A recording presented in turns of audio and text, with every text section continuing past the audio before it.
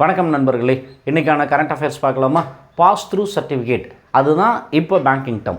Pass through certificate அப்படின்னா என்ன? புதுசாக என்எஸ்சி என்ன பண்ணியிருக்காங்கன்னா, இந்தியாவில் முதல் முறையாக pass through certificate, market based pass through சர்டிஃபிகேட்டுன்னு ஒன்று ரிலீஸ் பண்ணியிருக்காங்க. அப்படின்னா என்னது சார்? இப்போ ஒரு ஹவுசிங் ஃபினான்ஸ் கம்பெனிஸ் இருக்காங்க அப்படின்னா அவங்க நிறைய நபர்களுக்கு கடன் கொடுத்துருப்பாங்களா? இப்போ புதுசாக கடன் கொடுக்கறதுக்கு அவங்கக்கிட்ட பணம் இல்லை. இப்போ மாதம் அந்த கம்பெனிக்கு நிறைய நபர்கள் இஎம்ஐ கட்டுவாங்கல்ல, அதை பேஸாக வச்சுக்கிட்டு ஒரு சர்டிஃபிகேட்டை ரெடி பண்ணுவாங்க, பாண்டு மாதிரி ரெடி பண்ணுவாங்க.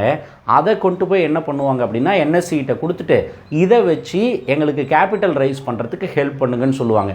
இப்போ அவங்க உங்களுக்கு எவ்வளோ பணம் தேவைப்படுது? ஒரு 1000 கோடி தேவைப்படுது. அப்போ அதை என்ன பண்ணுவாங்கன்னா ஸ்ப்ளிட் பண்ணுவாங்க. 1000 கோடியை மினிமம் இன்வெஸ்ட்மெண்ட் அப்படின்னு 1 லட்சம் ரூபாய்க்கு இன்வெஸ்ட்மெண்ட் பண்ணலாம் அப்படின்னு ஒரு ஃபேஸ் வேல்யூ ஃபிக்ஸ் பண்ணுவாங்க. அப்போ நிறையா நபர்கள் அதை பர்ச்சேஸ் பண்ணுவாங்களா? மெச்சூரிட்டி பார்த்தீங்கன்னா 20 இயர்ஸ் 30 இயர்ஸ்னு சொல்லி ஃபிக்ஸ் பண்ணுவாங்க. இப்போ அந்த இன்வெஸ்டர்ஸுக்கு இந்த ஹவுசிங் ஃபினான்ஸ் கம்பெனிஸ் என்ன பண்ணுவாங்க அப்படின்னா ஒரு கூப்பன் ரேட்டுன்னு ஒன்று கொடுத்துருவாங்க.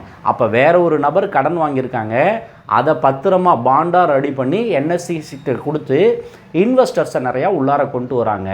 இதற்கு பெயர் தான் பாஸ் த்ரூ சர்டிஃபிகேட். ரீசெண்டாக எல்ஐசி ஹவுசிங் ஃபினான்ஸு இந்த பாஸ் த்ரூ சர்டிஃபிகேட்டை இந்தியாவில் முதன் முறையாக மார்க்கேஜ் பேஸ் பண்ணி கேபிட்டலை ரைஸ் பண்ணியிருக்காங்க.